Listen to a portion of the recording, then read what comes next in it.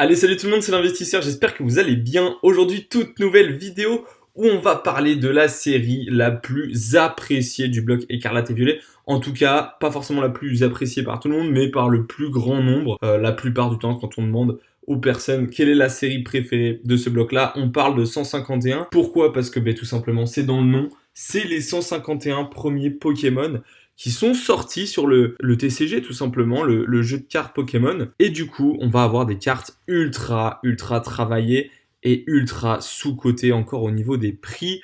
Voilà, on a des cartes alternatives ultra intéressantes. Et c'est pourquoi aujourd'hui, les items Pokémon de cette série-là sont ultra intéressants à aller chercher, même à des prix qui ont déjà énormément évolué. Pourquoi? Parce que c'est le genre de série qui n'a jamais fini de monter. C'est le genre de série qui est tous les ans ouvert au moment des périodes de fête, qui est vraiment ultra consommé dans l'ouverture, que ce soit dans des box break sur les applications de vente en chair, que ce soit par des particuliers qui ont envie de se faire kiffer avec du Pokémon. On choisit 151 parce que c'est le plus accessible. Donc voilà, 151, c'est une série qui est énormément ouverte. Alors, pas autant que des séries comme ME2 qui viennent tout juste de sortir, bien évidemment. Mais parmi les séries qui sont déjà sorties il y a un petit bout de temps, ça va être ce genre de série. Et l'avantage de cette série-là, c'est que toutes les cartes sont quasiment, je dis bien, incroyables à aller choper. Regardez-moi cette petite Pikachu qui est d'ailleurs hyper sous-cotée. Enfin, franchement, je trouve que cette série, elle est ultra réussite. Et ce qu'ils ont fait avec ce 151, c'est bien parce que ils ont réussi à détourner l'image des Pokémon 151 pour en faire quelque chose de vraiment harmonieux. Une série qui vraiment plaît aux enfants, aux ados et aux adultes. Voilà, je trouve qu'elle est vraiment accessible, ce petit carapuce. Franchement, quand t'es enfant, je pense que limite, ça devient ton Pokémon préféré juste grâce à cette carte. Donc aujourd'hui, on va faire le tour des items et voir si c'est encore intéressant d'aller les chercher. Et je vais tout simplement vous donner mon avis sur tout ça. Donc voilà, juste avant de continuer la vidéo, je vous laisse tout simplement vous abonner, liker, voilà, mettre un petit commentaire. Vous, est-ce que vous avez choisi d'investir sur 151? Est-ce que vous investissez encore sur 151 tout simplement? Et je vous laisse avec la suite de la vidéo. Allez, bonne vidéo. Du coup, pour commencer, on va parler de l'ETB 151. Alors aujourd'hui, est-ce que c'est encore intéressant d'aller la chercher à des prix qui ont tout simplement explosé? J'aurais tendance à dire que oui. Alors pourquoi? Vous allez me dire, tout simplement, une ETB aujourd'hui, quand on fait de l'investissement, c'est souvent pour aller chercher du x3, x4 sur l'ETB. Voilà, on les vend pas forcément avant qu'elles aient atteint les 150, 200 euros. En tout cas, pour la plupart des personnes, malheureusement, il y a des ETB qui mettent beaucoup plus de temps à monter à ces prix-là. Cette ETB l'a déjà dépassé. Mais pourquoi je vais trouver de mon côté que c'est encore intéressant? Tout simplement dans un investissement long terme, vraiment long terme, ce genre d'ETB, les ETB qui sont vraiment au-dessus de tout dans certaines collections, comme par exemple l'ETB Évolution Céleste sur le bloc épée et bouclier, par exemple le TB Tempête Céleste sur les blocs précédents, toutes ces ETB qui montent vraiment à des prix exorbitants, et 151 ça peut très bien en faire partie. Et c'est pour ça que s'acheter voilà une ETB, la mettre de côté, ne plus en parler, ça peut être ultra intéressant pour des gros budgets. Maintenant, si vous voulez aller chercher vraiment des items tout simplement beaucoup moins chers, beaucoup plus accessibles et qui peut-être comportent moins de risques sur de l'investissement, on va avoir le bundle qui, selon moi, reste encore aujourd'hui l'item qui va peut-être réaliser la meilleure performance à l'avenir. Pourquoi? Parce qu'on a 6 boosters 151 en partant du principe qu'un booster 151 va valoir aller 30 euros d'ici quelques années. On va se le mettre à peu près au même prix que le booster Évolution Céleste. Et 30 x 6, on est tout simplement à 180 euros. Donc, on peut encore faire un x2, voire même plus, si le booster augmente encore plus, sachant qu'Évolution Céleste, le taux de drop était très compliqué sur 151, ce n'est pas forcément le cas. Donc, aller chercher un bundle à 82 euros, je trouve ça encore aujourd'hui ultra cohérent, en sachant qu'il y en a qui ressortent en boutique un petit peu des boutiques, un petit peu plus niche. Voilà, si vous pouvez aller chercher dans des sortilèges, dans des ludotrotteurs, dans tout ce genre de boutiques, de temps en temps, on va avoir des petites boutiques indépendantes qui vont recevoir encore ce bundle à pas cher. Alors oui, il est beaucoup stocké, mais il est également beaucoup ouvert, tout simplement parce que c'est un item fait pour ça, fait pour de l'ouverture, contrairement à l'ETB, qui est vraiment plus encore aujourd'hui un item de collection visuelle. Il y a de moins en moins de TB aujourd'hui sur le monde Pokémon qui sont ouvertes, malheureusement. Voilà, c'est un peu dommage sur un investissement. Moi, par exemple, de mon côté, je trouve qu'une ETB, je trouve ça dommage de l'ouvrir en sachant la beauté que c'est au niveau de l'item.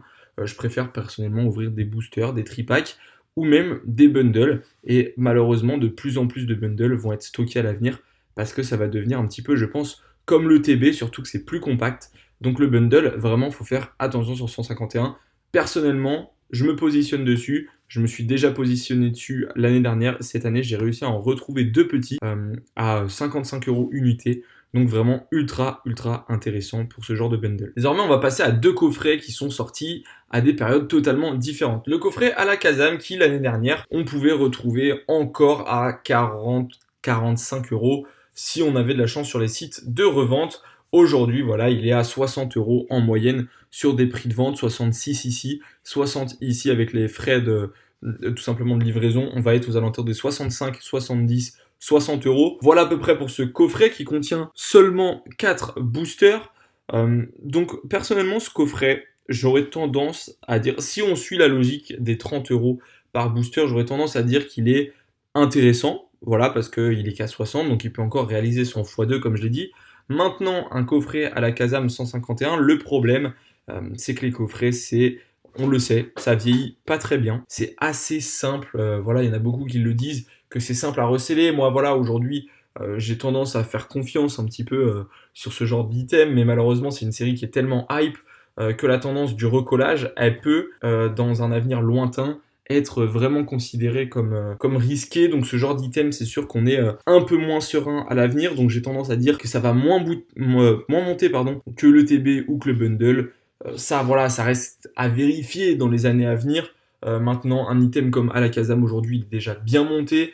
Donc personnellement, de mon côté, je vais passer mon tour pour ce coffret. En revanche, un coffret où je vais pas forcément passer mon tour, ça va être le coffret eau florissante. Pourquoi? Alors déjà, on parle de recollage. Je viens de parler de recollage juste avant.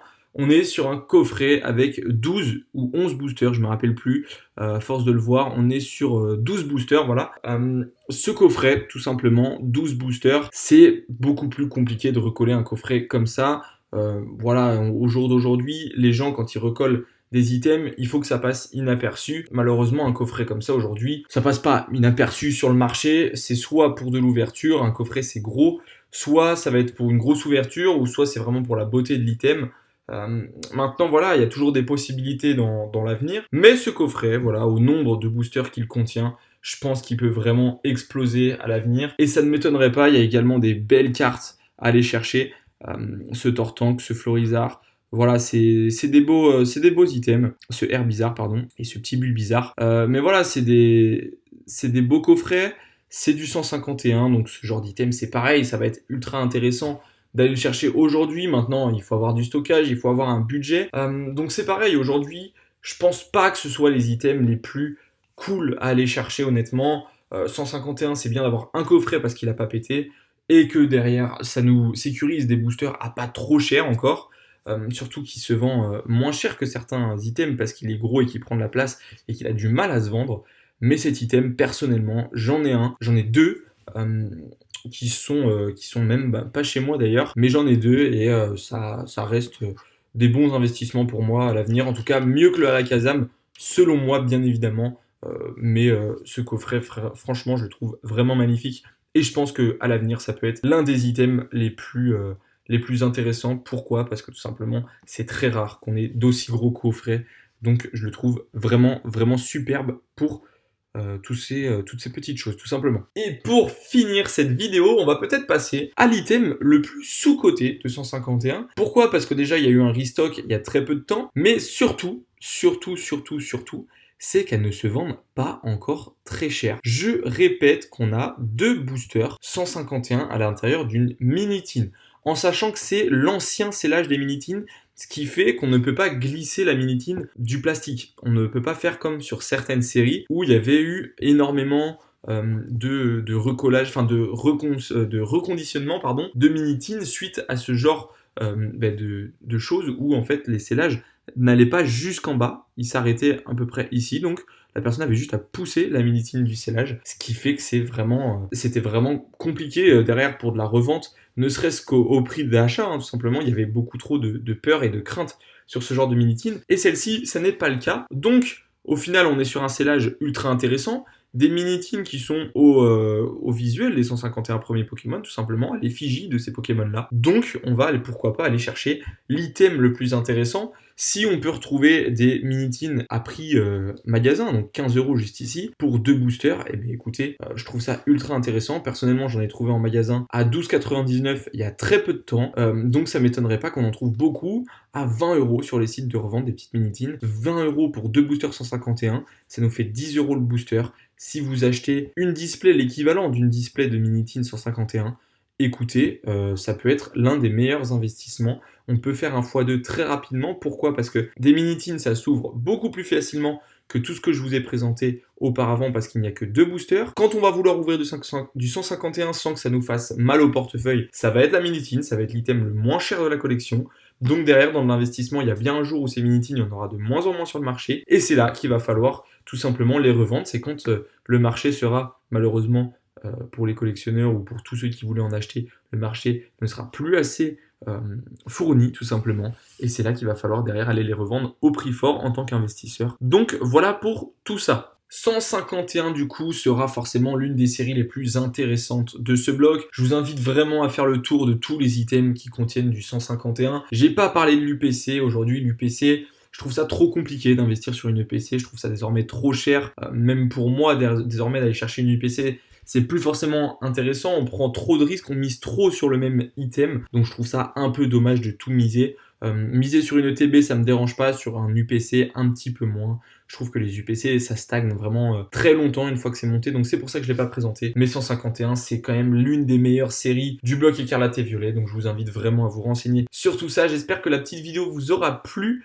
N'hésitez pas à liker, à vous abonner, à lâcher un petit boost si vous en avez tout simplement. Et si ça vous fait plaisir, en tout cas, je vous souhaite une très bonne journée et je vous dis à très vite. Allez, salut!